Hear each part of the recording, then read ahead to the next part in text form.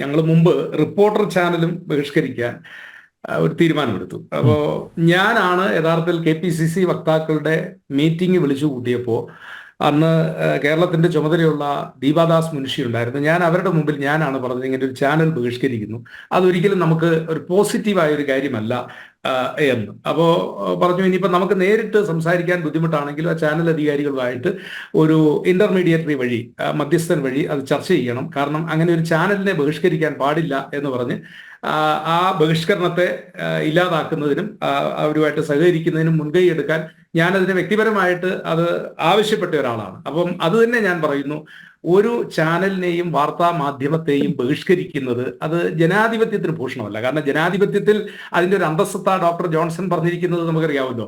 എന്നെ വിമർശിക്കാനുള്ള നിങ്ങളുടെ സ്വാതന്ത്ര്യത്തിനായി ഞാൻ ജയിലിൽ പോകാനും തയ്യാറാണ്, അല്ലെങ്കിൽ ഞാൻ ജീവൻ ബലികഴിക്കാനും തയ്യാറാണ്. അതാണ് ജനാധിപത്യത്തിന്റെ അന്തസ്സത്ത. അപ്പോൾ ജനാധിപത്യത്തിന്റെ അന്തസ്സത്തെ അതായി നിൽക്കുന്നത് കൊണ്ട് ഈ ബഹിഷ്കരണം അത് ഗുണകരമല്ല എന്നുള്ളതാണ്.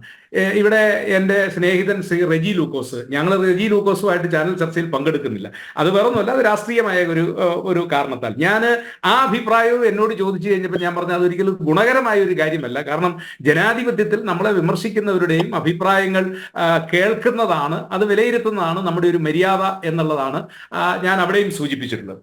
പിന്നെ ജനം TV-യുടെ ജനകീയത, ഇപ്പം നിങ്ങളുടെ ജനകീയതയെക്കുറിച്ച് നിങ്ങൾക്ക് പറയാം. ആണ്ടി നല്ല അടിക്കാരനാണെന്ന് ആണ്ടി പറഞ്ഞാൽ പോരാ, അത് നാട്ടുകാർ കൂടി പറയണം. അത് ഞങ്ങൾ പ്രേക്ഷകരാണ് പറയുന്നത്. എനിക്ക് ഏതായാലും നിങ്ങളുടെ ചാനലിനോടുള്ള ഒരു ബഹുമാനം എന്തെന്ന് ചോദിച്ചാൽ, ഞാനൊക്കെ നിങ്ങളുടെ നിരന്തരമായ വിമർശകരാണ്, നിങ്ങളെ നഖശികാന്തം എതിർക്കുന്നവരാണ്, നിങ്ങൾ പ്രതിനിധാനം ചെയ്യുന്ന താല്പര്യത്തിന് എതിരായിയാണ് ഞങ്ങളുടെയൊക്കെ പ്രവർത്തനങ്ങൾ. പക്ഷേ ഒരു ചാനൽ ചർച്ചയിൽ ഞാൻ നിങ്ങളെ രൂക്ഷമായി വിമർശിക്കുമ്പോഴും എത്ര കഠിനമായി വിമർശിക്കുമ്പോഴും അത് കേൾക്കുവാനും അതിനെ പോസിറ്റീവായിട്ട് കാണുവാനുള്ള നിങ്ങളുടെ ആ ടോളറൻസ് അത് ശ്ലാഘനീയമാണ്. മറ്റ് പല ചാനൽ ചർച്ചകളിലും പോകുമ്പോൾ നമ്മൾ കാണുന്നത് ഈ അവതാരകര് എല്ലാവർക്കും അജണ്ടയുണ്ട്. പക്ഷേ ചില അവതാരകർ കൃത്യമായി ചില അജണ്ടകൾ വെച്ചതിന് ശേഷം ആ അജണ്ടയിലേക്ക് മാത്രമായി നമ്മളെ ഒന്നും സംസാരിക്കാൻ പോലും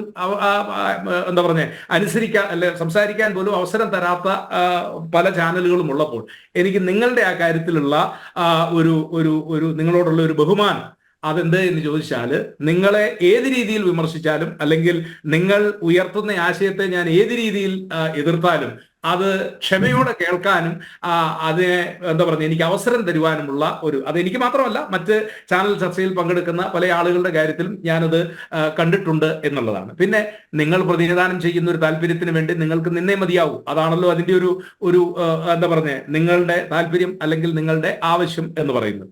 അപ്പൊ എനിക്ക് നിങ്ങൾ ഞാനൊരു കോൺഗ്രസ്സുകാരൻ എന്ന നിലയിൽ നിങ്ങളെ വിമർശിക്കുമ്പോൾ അത് നിങ്ങൾ ഉൾക്കൊള്ളും എന്നുള്ളതാണ്.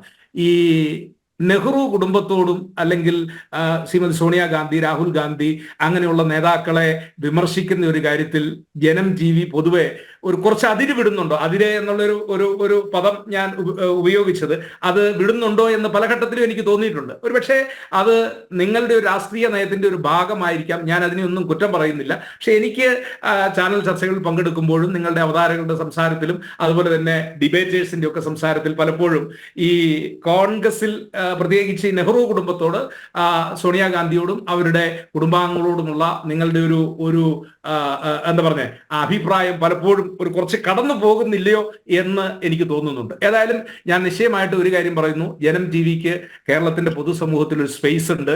ആ സ്പേസ് നിങ്ങൾ പ്രതിദാനം ചെയ്യുന്ന ഒരു താല്പര്യം, നമ്മളിപ്പോൾ അതിൻ്റെ അകത്തെ വെസ്റ്റഡ് ഇൻട്രസ്റ്റ് എന്നൊന്നും ഞാൻ പറയാൻ ആഗ്രഹിക്കുന്നില്ല. നിങ്ങളുടെ ആ താല്പര്യം സംരക്ഷിക്കുന്നതിന് വേണ്ടി നിങ്ങൾ എടുക്കുന്ന നിലപാടുകൾ അത് ശ്ലാഘനീയമാണ് എന്നുള്ള കാര്യത്തിൽ തർക്കമില്ല. എനിക്കൊരു അഭ്യർത്ഥന ജനം TV-യോടുള്ളത്, നിങ്ങൾ 10ാം വർഷത്തിലേക്ക് കടക്കുകയാണ്.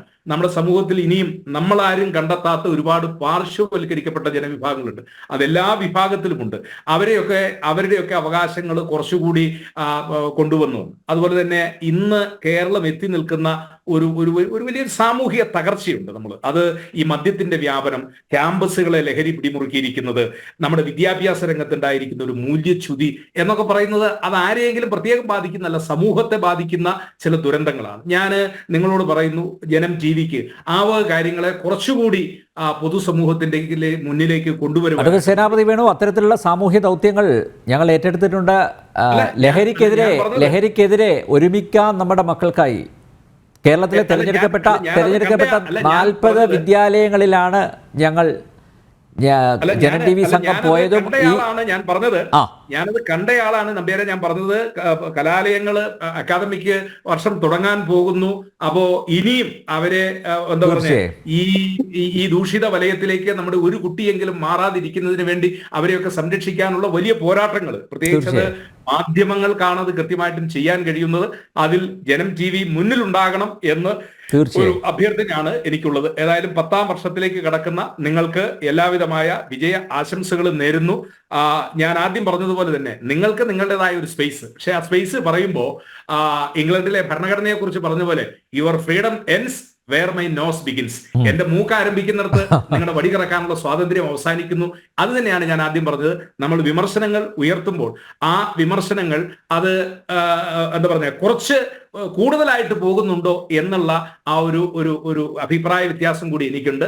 ഞാൻ നിങ്ങളുടെ ആ ചാനൽ ചർച്ചകളിലുള്ള ആ സഹിഷ്ണുതയെ അത് വീണ്ടും എന്താ പറഞ്ഞ അതിനെ പുകഴ്ത്താനായി അല്ലെങ്കിൽ അതിനെ അംഗീകരിക്കാനായിട്ട് തയ്യാറാകുന്നു.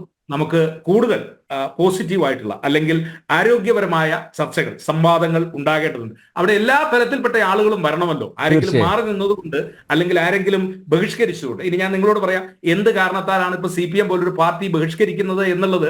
അത് ചർച്ച ചെയ്യുവാനും ആ ബഹിഷ്കരണത്തെ മാറ്റാനായി നിങ്ങൾക്കും അവർക്കും സ്വീകാര്യരായ ആളുകളെ ഒരു മീഡിയേറ്റേഴ്സായി നിർത്തിക്കൊണ്ട്, നമ്മുടെ നാട്ടിൽ ഇപ്പൊ നെഗോഷിയേഷൻ ആൻഡ് മീഡിയേഷൻ, കോടതി പോലും മീഡിയേഷനെ അംഗീകരിക്കുന്ന ഒരു കാലഘട്ടത്തിൽ എന്തുകൊണ്ട് അവർ ബഹിഷ്കരിക്കുന്നു, എന്താണ് അവരുടെ ഇഷ്യൂ എന്നുള്ളത്, അത് ഏതെങ്കിലും ഒരു ഇന്റർമീഡിയറ്റ്, അവർക്കും നിങ്ങൾക്കും സ്വീകാര്യമായ ഇന്റർമീഡിയറ്റിനെ വെച്ച് അല്ലെങ്കിൽ രണ്ടു കൂട്ടർക്കും എന്താ പറഞ്ഞ താല്പര്യമുള്ള ആളുകളെ വെച്ച് അത് ചർച്ച ചെയ്ത് ബഹിഷ്കരണങ്ങൾ ഇല്ലാതെ പോകുന്ന ആ ഒരു സമൂഹമാണ് നമുക്ക് വർത്തമാന കാലഘട്ടത്തിൽ വേണ്ടത്.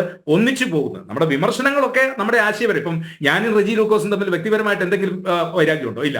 ഇല്ലെങ്കിൽ ഞാനും ജയരാജ് സാറും ഞങ്ങൾ ചാനൽ ചർച്ചയിൽ പങ്കെടുക്കുമ്പോൾ നമ്മൾ കടുത്ത വിമർശകരാകും. ഞാൻ ശശികല ടീച്ചറുമായിട്ട് നേരിട്ട് ഒരു ചാനൽ ചർച്ചയിൽ പങ്കെടുത്തിട്ടില്ല. അല്ലെങ്കിൽ നമ്പ്യാരുമായി നമ്മൾ പറയുമ്പോൾ നമുക്ക് വ്യക്തിപരമായ ഒരു വിരോധത്തിന്റെയും പേരിലല്ല, മറിച്ച് നമ്മൾ ഇഷ്യൂസിന്റെയും ഓരോ പ്രത്യയശാസ്ത്രങ്ങളുടെയും ഭാഗമായി നിൽക്കുമ്പോൾ നമ്മൾ അതിന്റെ ഭാഗമായി വളരെ കഠിനമായ നിലപാടുകൾ സ്വീകരിക്കുന്നു. പക്ഷേ ഞാൻ പറഞ്ഞതുപോലെ ഏതെങ്കിലും കാരണവശാലും CPM അവർ ബഹിഷ്കരിക്കുന്നുവെങ്കിൽ അവർക്ക് അവരുടേതായ കാരണം കാണും.